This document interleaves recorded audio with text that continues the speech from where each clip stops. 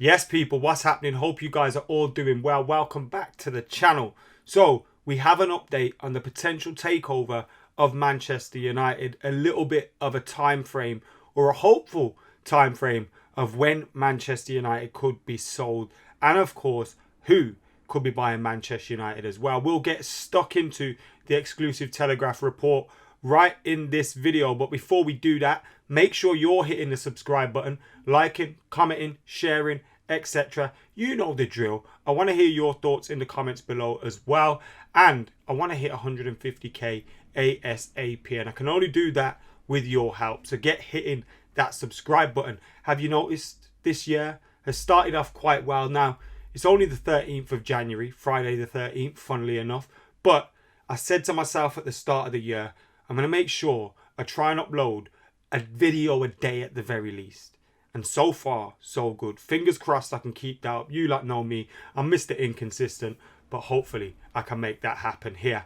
Anyway, let's get stuck into this report. And we hear from the Telegraph an exclusive that Manchester United takeover offers imminent from the Middle East, Asia and US. Club are expected to invite bids by mid-February, with Sir Jim Ratcliffe still monitoring the situation. This is by Tom Morgan, Telegraph Sports News correspondent, and James Docker as well, a more familiar name in terms of journalism to Man United fans. We hear Manchester United have received serious takeover interest from the Middle East, Asia and America, and are poised to invite formal bids from them by a mid-February deadline, Telegraph Sport can reveal. So there's a mid-February deadline from Manchester United in terms of when they want these bids to come in. Now, the article does go on to say it's not fixed, not set in stone, but that's the kind of time frame United are looking at. The article goes on to say British billionaire Sir Jim Ratcliffe is also continuing to monitor the situation closely, and while an offer from him is still expected, formal talks are yet to begin.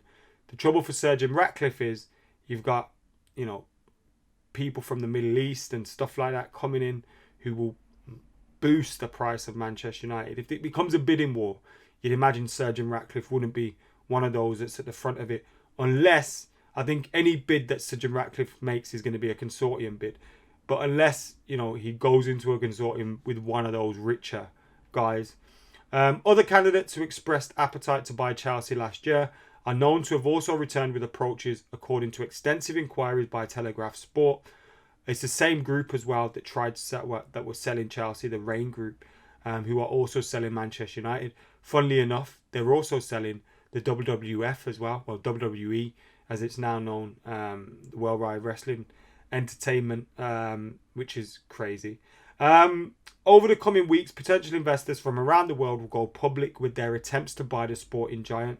So over the next couple of weeks, people will start coming out of the woodworks and letting themselves known. The clock is now ticking on a deal, as it is understood senior figures will issue a mid-February invite for formal offers. So that's when we're looking for offers to come in the next month, 5 weeks. The timescale allows for the club to stick with its instructions to have a deal completed before the end of the current season. With that in mind, different prices depending on Champions League qualification could be factored in. Now, maybe them trying to get a deal with done before means that Champions League football isn't confirmed yet, so they don't have to factor that in, which shows you how little faith they probably have in their team at the moment. But nevertheless, that is an issue that they will have to deal with, and it will affect the price. It is unclear yet whether the Glazers want to completely end their hugely controversial 18-year ownership. United are expected to inform interested parties in coming days that formal bids will be taken next month for total buyouts as well as minority stakes. Now, the thing for me here is I can't imagine too many of these big billionaires that are going to chuck, a couple of billion at minimum at it to just want a minority stake. They're going to want a controlling stake. They're going to want to be able to make decisions if they invest in that kind of money, especially if it's some of these, these Arab people that are coming through to buy the club, and these big Middle East consortiums or whatever they are, states and all this, that and the other. If those guys are coming in, they're not going to want a little bit of Man United. They're going to want the whole thing. There appears to still be flexibility around the mid-February deadline, but the club aims to complete a deal within the first quarter or by the end of April. So that's when we're looking to hopefully see Manchester United out of the Glazer hands. But like I said before on this channel, you do always worry, whilst it's great to get rid of the Glazers, you do always worry where you're going to end up. Are you going to be a sports washing entity for some sort of state? That's not what you want to be. Ministers in Saudi Arabia and Qatar have previously played down the prospect of state-backed buyout, given competing interests at Newcastle United and Paris Saint-Germain. However, other well-placed sources have warned against ruling out the two nations. Much of the frenzy to buy Chelsea was in America last spring, and while there is again keen appetite in the US, there have been conversations with a host of wealthy Arabic investors as well as interest from Asia. We've seen Avram Glazer in Doha during the World Cup. Now, he wasn't there to see Mbappe and Messi. Probably doesn't even know who they are. So, when you see him over there, he's over there to sell Manchester United. It's as simple as that. So he's been in Doha, he's been in Qatar, trying to sell the club.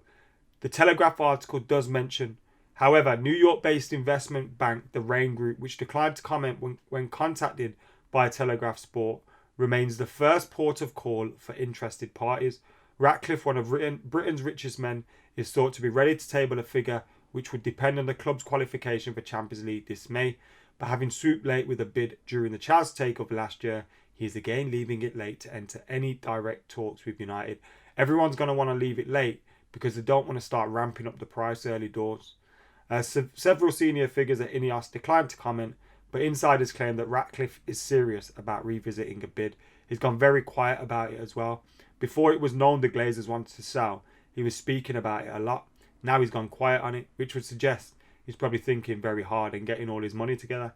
The petrochemicals giant is known to have ruled itself out of an investment at Inter Milan in recent weeks. At United, a price between 6 and 8 billion has been touted. That's pounds, by the way. But insiders remain tight-lipped about the Glazers' ballpark price. Ratcliffe is known to be wary about overpaying.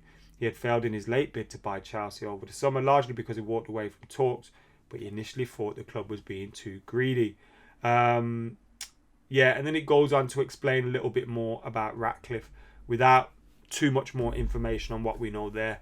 So the club want these bids to come forward formally by mid-February, and we could have a sale by the end of the first quarter or the end of April.